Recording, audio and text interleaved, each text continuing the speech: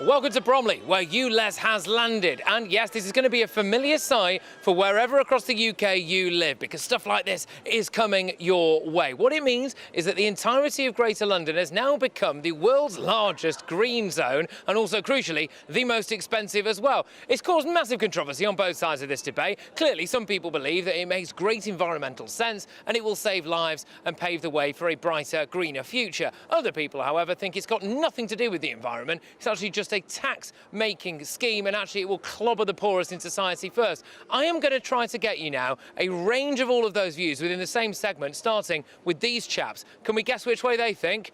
Yeah, rest in peace, London, blood on your hands, Khan. OK, so don't hold back. No to ULEZ, slightly more measured there. I will start with you now. You are a local councillor, Simon Fawthrop. Why are you so opposed to ULEZ? Because it has got nothing to do with air quality. It's all about grabbing cash and taking money off the poorest. You don't think it's got anything to do with air quality if it reduces the number of cars? No, there's an independent report by a company called Jacobs which showed that actually the air quality makes no difference at all. It's a bit like spending £1 million to save £1. You know, rationally you wouldn't do it because it's just bonkers. And people on the doorstep for you here are saying what? Because at the end of the day, this is a political issue, OK? It's an environmental issue, yeah, fine, but it is also a massive political issue. Sadiq Khan, Labour, a lot of inner city mayors are, of course, Labour as well. So if they're going to roll out schemes like this, it will be seen as a Labour thing. You're a Tory. What are people saying on the doorstep? Well, they're saying fight on, keep up the fight.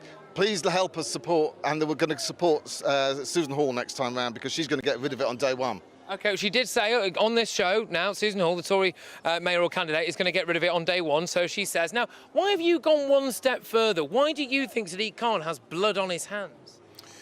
Well, I think you have to look at the number of businesses that are going to suffer from this and die. You've got to look at the economy of London, and you've got to look at the effect it's going to have on our international competitiveness. This is why I think there'll be blood in his hands. And not only that, all these schemes that he's been putting in, 20-mile-an-hour speed limits, blanket, etc., they all affect the ability of the emergency services to attend emergencies. Well, now, this is an interesting angle on it. So you think that actually things like this, ultra-low emission zones and other green agendas, 20-mile-an-hour zones, the increase of bike lanes, etc., might make it harder for emergency vehicles to get to people in an emergency? Yeah, I do believe that. And as far as cycle lanes go, why are they putting cycle lanes on main roads? Surely that's the worst place to put a cycle. I mean, I cycle myself. I've got a nice bike and I cycle myself. Why on main roads? Why aren't they, you know, things like the Thames Path could be converted into a nice cycle path away from traffic, much safer. OK, so we've had a bit of political reaction now. We've also just had some, anti-ULEZ stuff. I'm going to whiz us over now for a very different reaction, OK? So we've got a concerned mother here, Parisa Wright. Now, you are pro-ULEZ, aren't you? So why? Well, I have a 3- and an 8-year-old. And I basically care about all the children in Bromley, all the children in London who are struggling with asthma. But also, I know lots of elderly people here in Bromley who are being hospitalised on a monthly basis because they live in the pockets of area with bad air quality. And also, we talk about how this is clobbering the poorest, right? But some of my friends in Lewisham Borough, over 50% of the people there don't even own a car. And yet they have to deal with really poor air quality. And the very poorest can't afford a car. So when we talk about the poorest, who are we talking about? I do believe, though, like, I've got friends who are like struggling now because they need their car to get to work and they haven't upgraded yet. And I do think they do need more help. I think there's a problem with the sort of scheme of supporting them. Let me give a little bit of context to this as well for anyone who's maybe a bit new to the ULEZ story. So there are scrappage schemes in place, which is around £2,000 for an ordinary car that doesn't meet the standards. So a diesel that's, I think I'm right in saying, about 12 years old, etc. There's a bit more for vans. The problem is that what a lot of people are saying is that, well, OK, that cost doesn't cover the actual cost of their van, i.e. their van or their car isn't worth that. OK. Wow, there we go. Well, that's the view of one local person there anyway, which is apparently that it's a money racket, ULEZ. They're saying, and there's another one over here as well. I'm going to bring in Jim Dale on this, who is, of course, a meteorologist. You've just heard a lady there shout money racket in my ear, and there's a lot of that. Is it a money racket? No, it's not a money racket. I think there's a lot of misinformation out there. I think that's been made the subject, if you like, by those that oppose, for the most part. They've skated away from from the health issues for the most part that Parisa has dealt with very well. The environment in terms of climate is probably slightly less on the agenda in terms of what's being proposed, but nonetheless it all goes together as a package. It's the right thing, it's the right direction. We're coming to the end of it now. This is the first day it's in. I'll say to viewers and yourself, in a year's time this will not be an issue. Well, how can you say that? Because I talk to local business owners, and in fact I'm going to go to one very shortly, who's saying they might go out of business. It's going to be an issue for them in a year's time. Well, it's in central London. It's been in for so many months, and I think it's about a year now. Is it a bit more than that? I don't think there's the same feeling now. I think people have accepted it. That's what people want for the majority in the polls that are shown. So I think we're going in the right direction, and I think what we're seeing from, I'm going to say, the rump of opposition, because that's what it is. It's a small percentage of the population. They might be very vocal. That'll give them. They're very vocal. Well, you say that, but in areas like this, the majority of people oppose it. Is that a poll? I've not seen that poll. In Bromley? So in the majority of people in outer London oppose it. The majority of people in inner London are in favour of it. I haven't been polled, so I'm not sure what polling that's based on. Isn't that surely political pundits just throwing around numbers to make their point? This shouldn't be about politics. It should be about people.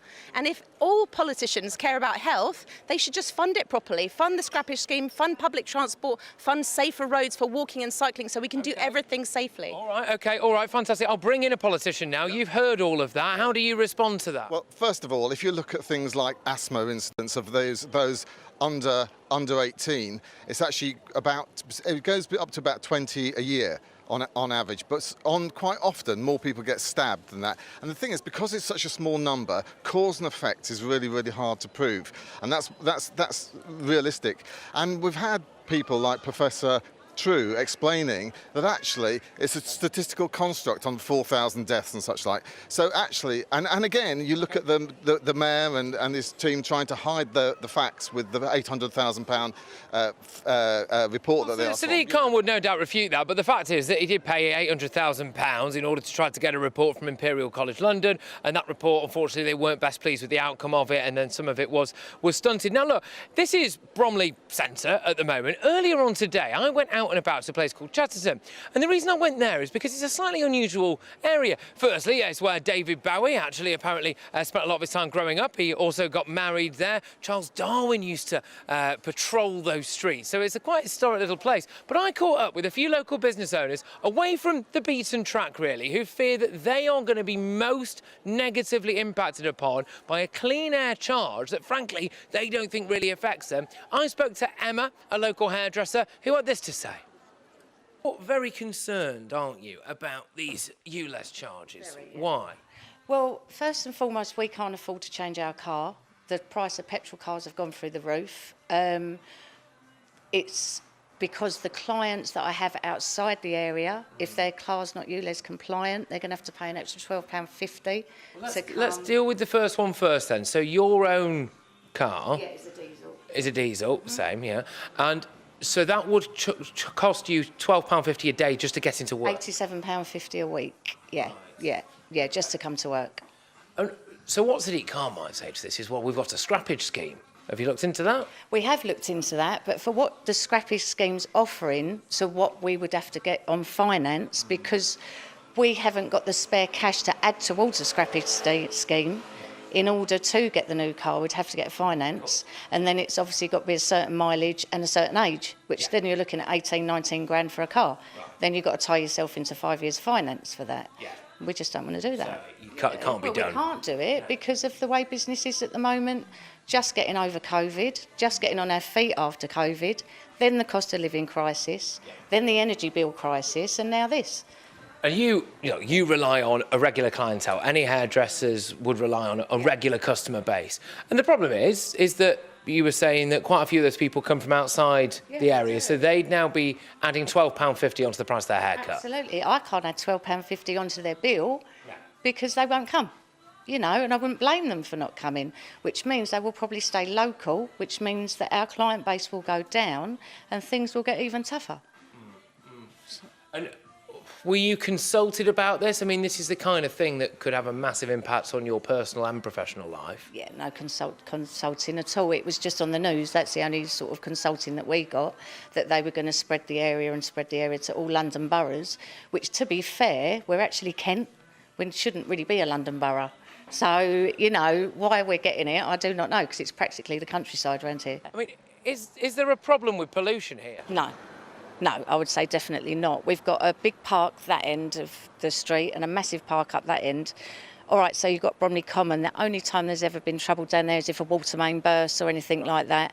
And maybe rush hour, you might get 5 minutes of traffic, but we never have traffic jams along here, never. Never seen one anyway. So you don't personally, as you know, someone who grew up here, someone who's, you've got a vested interest in this area being nice and people being healthy around here. Definitely. You don't think that there's any need for any ultra-low emissions? I don't think so, and I don't understand why you can come and pollute the air, but you've got to pay £12.50 to do it.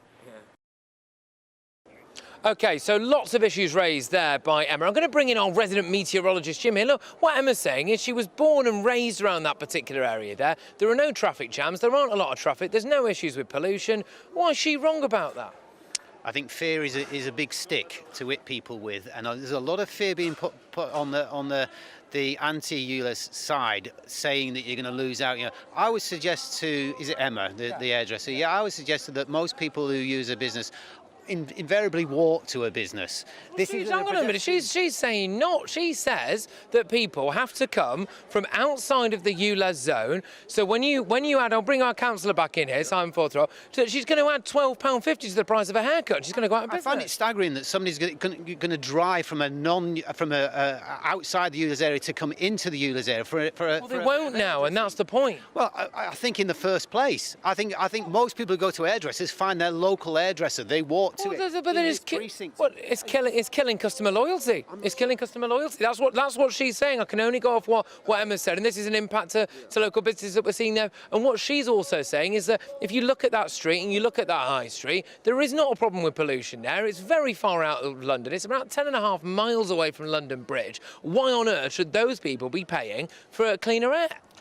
Well, they shouldn't. That's the bottom line. And of course, you forget about customer service. Emma presumably has a fantastic customer service, which brings her people back time and again. But of course, they'll now have to think twice about it. It's the same with, I've got volunteers that volunteer for charities that are outside the area. They won't volunteer anymore because normally you do it free. You don't pay. Can I just ask, for all the sake of this now, we've just heard a concerned parent talking about asthma. We've heard from a local business owner who's very, very concerned about it. We've heard about people's financials. Jim, what practical difference is ULEZ going to make to the actual air quality? It will largely depend on the weather, to be honest with you. When we get bigger high pressure systems, this is my domain if you like, it sits on you, and you know, say go back to the 1960s, 70s, smog and all the rest of it. So we had the Clean Air Act to get rid of that. That was a step in the right direction. It was changed 2 or 3 times to make it better and better. This is another one. It might be a relatively minor step, but they're steps, and that's how we do things. But come on, you've got, like, with respect, Jim, you've got to be able to give an answer. I can tell you what it's going to cost.